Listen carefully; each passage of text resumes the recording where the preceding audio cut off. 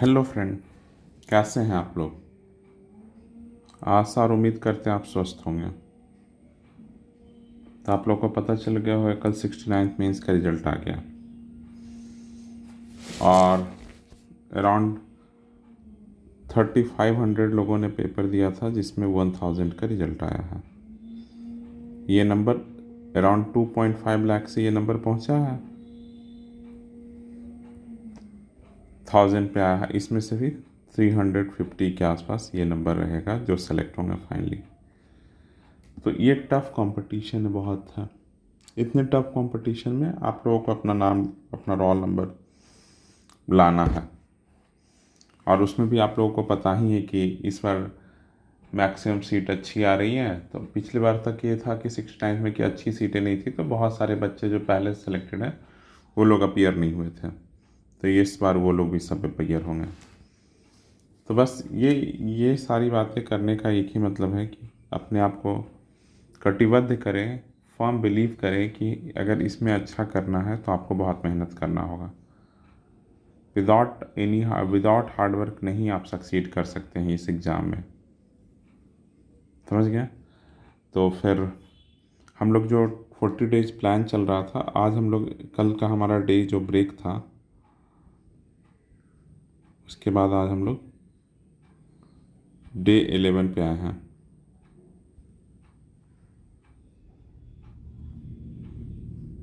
आज हमारा डे 11 है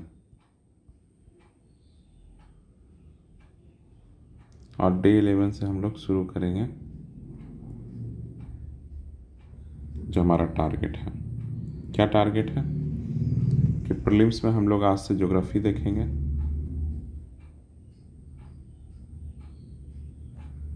और मेंस में हम लोग पॉलिटी देखेंगे। कुछ लोगों को लग रहा होगा कि अभी क्यों कर रहे हैं मेंस, तो दिन भर आप प्रीलिम्स पढ़ भी नहीं सकते हो। जब एक बार नोटिफिकेशन आएगा, तो हम लोग कल भी बात किए थे कि एक बार नोटिफिकेशन आएगा तो चीज़ें हम लोग फिर से रिशेड्यूल रीथिंक करेंगे कब होगा पेपर। अभी कोई पेपर का डेट नहीं मालूम है, एक बार आने दीजिए नोटिफिकेशन, फिर हम लोग अपने आप को चेंज कर लेंगे उस अकॉर्डिंगली। लेकिन हमारा टॉपिक अगर जितना ज़्यादा तैयार हो जाएगा प्रीलिम्स बिफोर, तो हम मेंस में उतना कंफर्टेबल रहेंगे। हम ये नहीं बोल रहे कि प्रीलिम्स तो निकालना ही है हर हालत में। तो अभी जैसे हम लोग का हिस्ट्री ज्योग्राफी अगर कंप्लीट हो गया इतने दिनों में, तो ये कितने नंबर का क्वेश्चन है, अराउंड 40 क्वेश्चन का आपने स्टडी कर लिया है। और पॉलिटी भी 10 नंबर का कर ही लिए, तो 50 क्वेश्चन तो आपने कर लिया।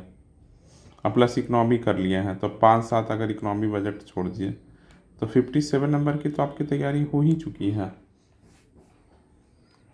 कहाँ गया, तो अगले 100 नंबर की तैयारी करनी है जिसमें 30 नंबर करंट अफेयर का है। तो कितना हो गया 87।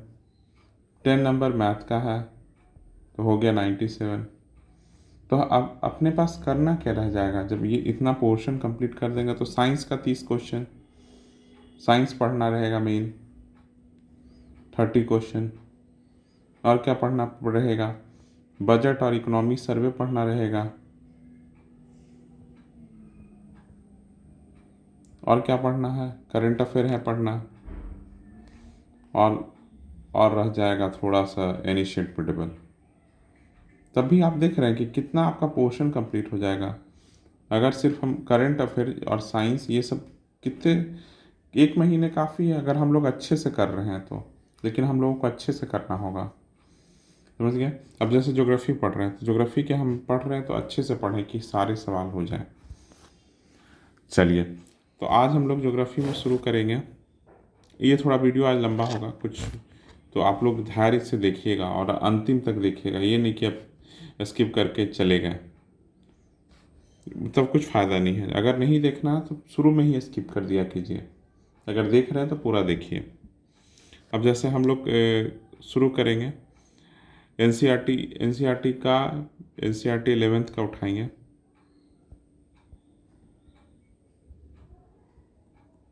एलेवेंथ का उठाएंगे और इसमें हम लोग यूनिट 2 से शुरू करेंगे। यूनिट 2 का है, चैप्टर 2 करेंगे the origin of earth. Chapter 2 करेंगे द ऑरिजिन ऑफ अर्थ,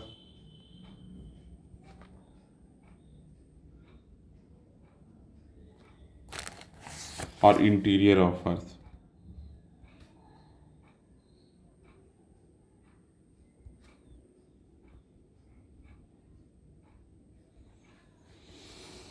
और आज एक जो एनसीईआरटी से इतर हम लोग पढ़ेंगे कि बेसिक ज्योग्राफी देखेंगे, बेसिक चीज़ें जो एग्ज़ाम में बहुत पूछता है यूनिवर्स के बारे में। इसको कहीं से भी आप लोगों के पास जो भी गाइड बुक होगा उससे ज़रूर देख लीजिए। हर हर प्लैनेट के बारे में पढ़ लीजिए, स्टार्स के बारे में पढ़ लीजिए, चंद्रशेखर लिमिट क्या होता है, मिल्की वे क्या होता है, नेबुला क्या होता है, पल्सर क्या होता है, सोलर सिस्टम, इसी में सब आता जाएगा, यूनिवर्स में ही सब, द सोलर सिस्टम। तो ये एक बार धीरे धीरे ये एक बार कंप्लीट हो जाएगा तो इससे बहुत सारे सवाल आपके बनते चले जाएंगे। तो ये बहुत इम्पॉर्टेंट है। फिर कल कुछ और करेंगे, जैसे अभी ये 2 चैप्टर ऐड ऑन कर लीजिएगा। और हम लोग आज पॉलिटी में जो मेंस का टॉपिक है,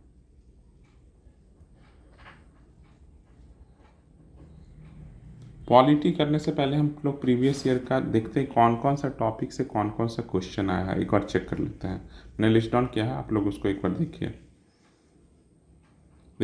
69 में पूछा बेसिक स्ट्रक्चर, अमेंडमेंट पूछा, प्रीएम्बल पूछा, प्रेसिडेंट एंड पीएम का क्या रिलेशनशिप है, कॉन्स्टिट्यूशनल कौन सा टेक्स्ट है, फेडरल स्ट्रक्चर पूछा, कास्ट सेंसस का रोल क्या है बिहार में, कोalition पॉलिटिक्स पूछा, और पंचायती राज पूछा। जब 68 देखते हैं तो सेकुलरिज्म पूछा, रीजनल पॉलिटिकल पार्टीज पूछा, डीपीएसपी पूछा, जुडिशियल रिव्यू पूछा, पॉलिटिकल कल्चर कैसे चेंज हो रहा बिहार में पूछा, vice president Rajya Sabha election commission, caste role in politics zonal council. अब देखो कास्ट रोल इन पॉलिटिक्स, अब हम लोग देखेंगे कि कैसे कैसे चीज़ें आ रहा है। Sovereignty of parliament, Indian parliament, problem of central state relation specifically Bihar, regional political parties, judicial review 67 में पूछा और 66 में भी पूछा। अब देखो role of president has no actual power, 66 में पूछा। अब रोल ऑफ प्रेसिडेंट यहाँ पूछा, रोल ऑफ प्रेसिडेंट एक तरह से यहाँ पर भी पूछा। प्रेसिडेंट, अब वहाँ पर भी पीएम के पास एक्चुअल पावर है, यहाँ पर भी पीएम। तो इसी कॉन्टेक्स्ट में अगर आपका ये दोनों का कॉन्टेक्स्ट अगर समझे होते और तैयार रहता टॉपिक तो ये लिखा जाता। अगर आप 66 का करके जाते ये टॉपिक तैयार करके अच्छे से तो 69 का लिख देते। Indian federal structure is unitary, अब यहाँ पर है, ये क्वेश्चन आपको यहाँ दिखेगा, यही चीज़ यहाँ पर भी दिखेगा और यहाँ तो दिखेगा ही सेम।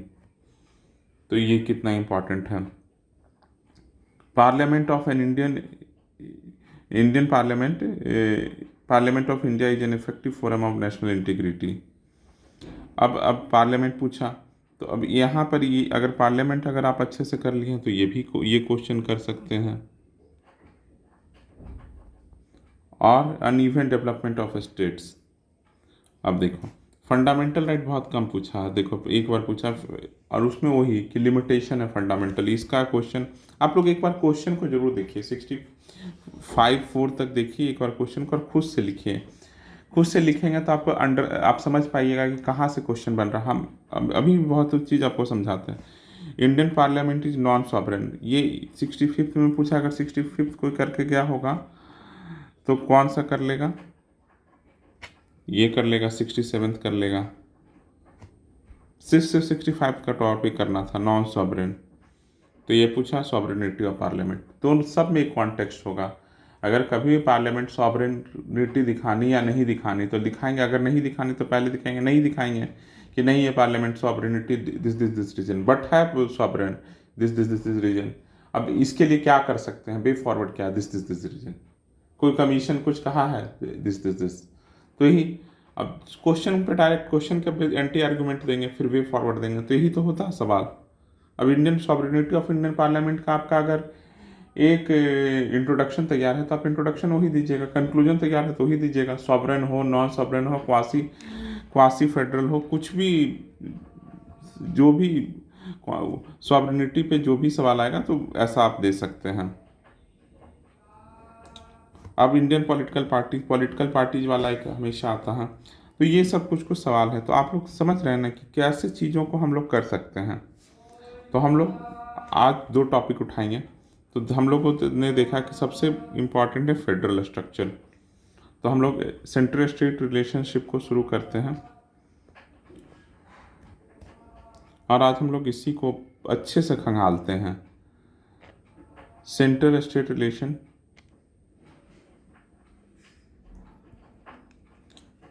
अब जितने भी सेंट्रल स्टेट रिलेशनशिप पे एक सवाल आया है उस क्वेश्चन को अपने पास लिखिए, और उसी के इर्द गिर्द सारे टॉपिक आपके तैयार हो जाएंगे। ये पूरा उसके सारे आंसर लिख पाऊंगा वैसा आंसर।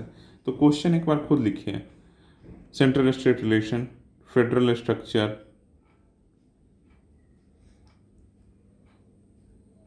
अगर ये एक बार तैयार हो गया तो आपका एक क्वेश्चन लगभग आप तैयार कर चुके हैं। मोर एंड लेस आप देखिएगा कि हर साल ये सवाल आ रहा है।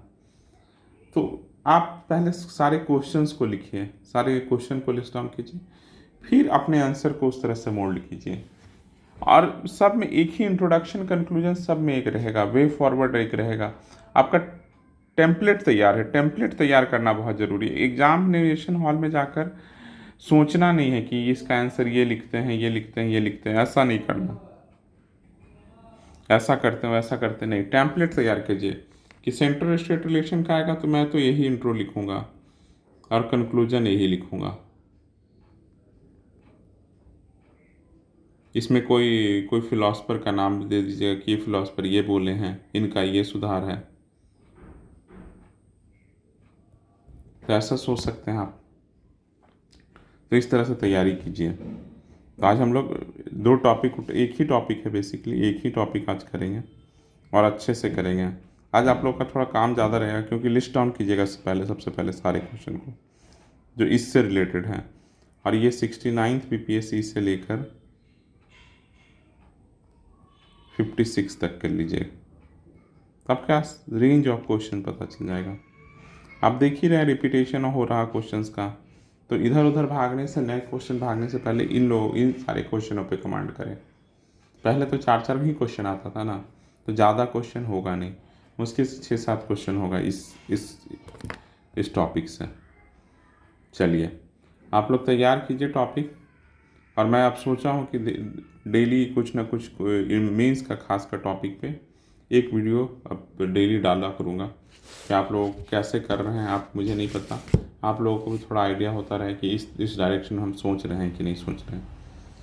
चलिए, और अगर ये वीडियो पसंद आया तो लाइक कर दीजिएगा, और चैनल पर पहली बार आए हैं तो सब्सक्राइब कर लीजिएगा। और हाँ, एक हमारा टेलीग्राम चैनल है, इसी नाम से है, उसको भी आप लोग ज्वाइन कर सकते हैं। ऐसे वो लिंक मैं डाल दूँगा पिन कर इस टेलीग्राम ग्रुप को ज्वाइन करिए। चलिए आज के लिए इतना ही, थैंक यू।